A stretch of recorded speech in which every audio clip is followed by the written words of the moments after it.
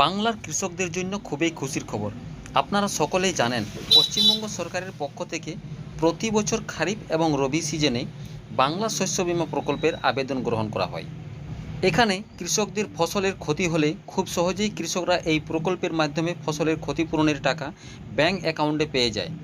প্রত্যেক কৃষকেই তাদের ফসলের ইন্স্যুরেন্স করে রাখতে হয়, যাতে পরবর্তী সময়ে তাদের ফসলের ক্ষতি হলে ক্ষতিপূরণের টাকা পাওয়া যায়। বর্তমানে 2024 সালে খারিফ মরশুমে বাংলা শস্য বীমা প্রকল্পের আবেদন করা শুরু হয়ে গেছে।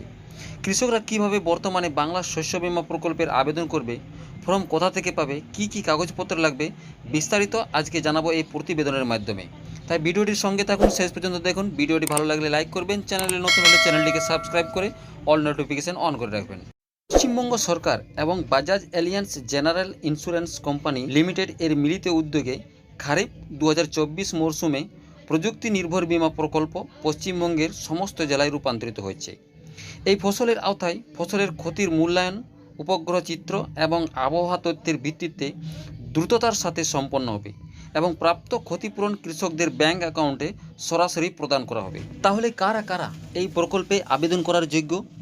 সমস্ত ধরনের কৃষক যারা বর্তমান মরশুমে খারিফ মৌসুমের ফসল চাষ করেছেন বা করবেন, তারা সকলেই খারিফ 2024 মরশুমে বাংলা শস্য বীমা প্রকল্পের অ্যাপ্লাই করতে পারে।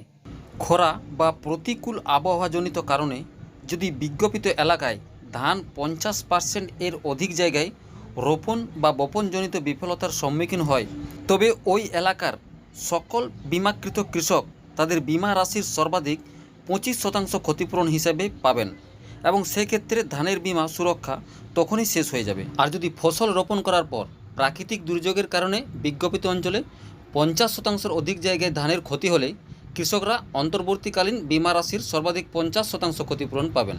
সেক্ষেত্রে ধানের বিমা সুরক্ষা তখনই শেষ হয়ে যাবে।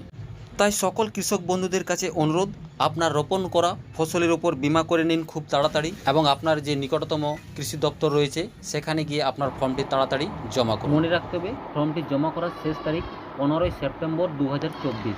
ফর্মের সঙ্গে যে কপিগুলি আপনাকে দিতে হবে সেগুলি হচ্ছে আধার কার্ড, ভোটার আইডি কার্ড, পাসবই এর কপি সমেত ব্যাংক অ্যাকাউন্ট নম্বর, খতিয়ান, পর্চা, পাট্টা বা দলিল এর নকল, ভাগ চাষিদের বা নিজেদের নামে জমি না থাকলে জমিতে চাষের অধিকার সংক্রান্ত শংসাপত্র দিতে হবে।